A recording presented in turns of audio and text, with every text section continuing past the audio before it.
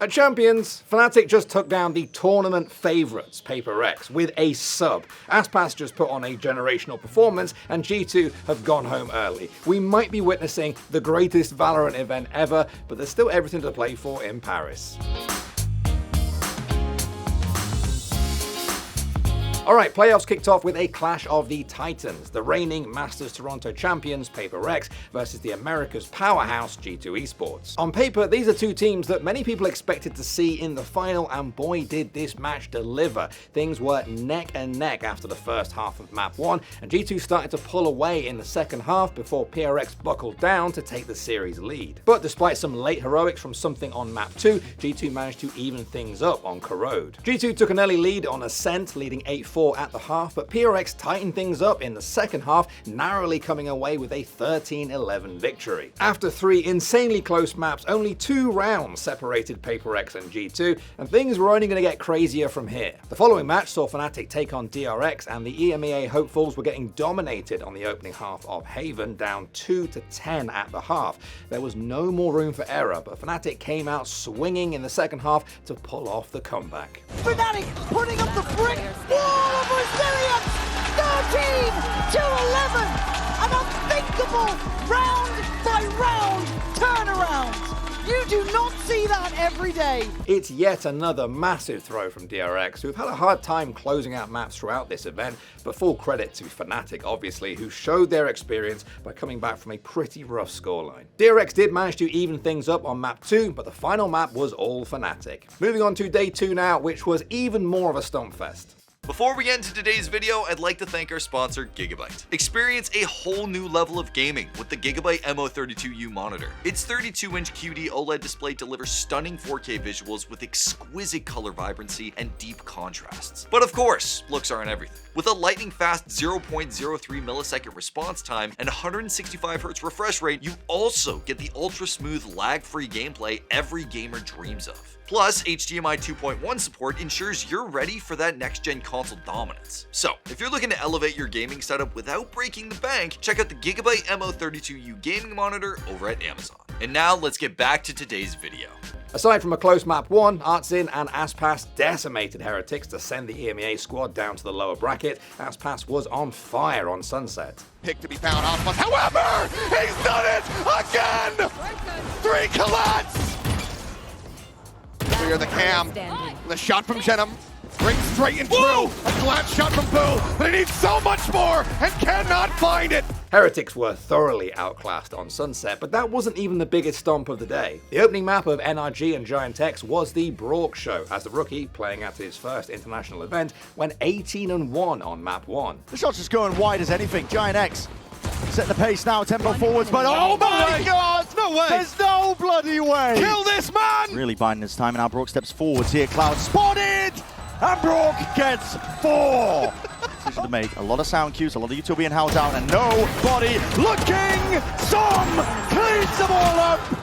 And almost controls it down, but he ace, but a 4K will do the job nevertheless. That is just absolutely unbelievable.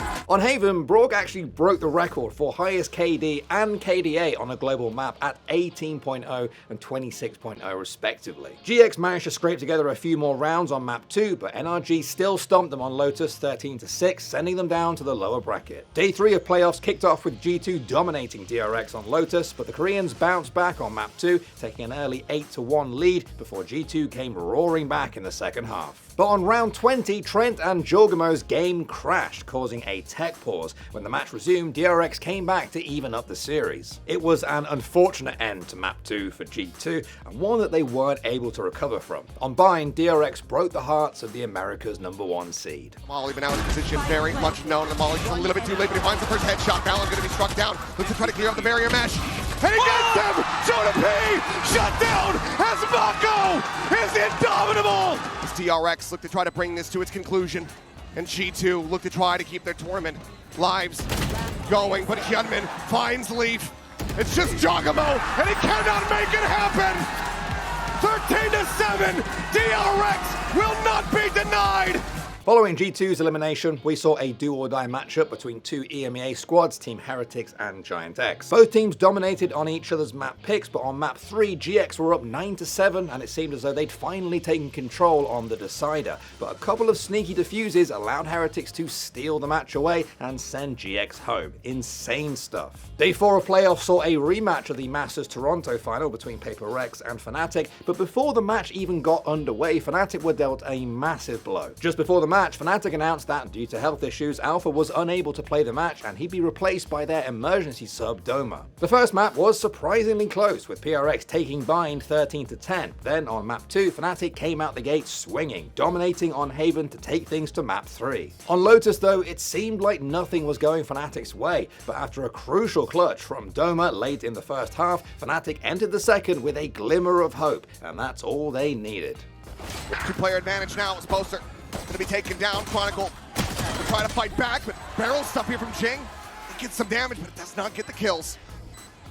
Absolutely an opportunity here for Fnatic now. Dawn gets cleared, and Jing, there's a Vira that cannot make it happen. Chronicle, last one standing, will get Fnatic the round that they so desperately needed. Going for the defuse, holding it, but I don't think he knows where Forsaken is at.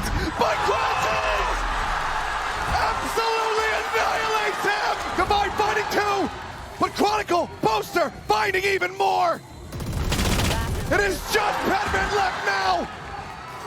As Poster sets it up, and Chronicle hits the slam dunk. Yep, Fnatic did it. They took down PRX, the tournament favorite, with a sub. For Doma to stroll in and replace Alpha on such short notice was incredible. We spoke to him and Crashies after the match, and here's what they had to say. The team, or Colin, the manager, asked me yesterday at 9 p.m.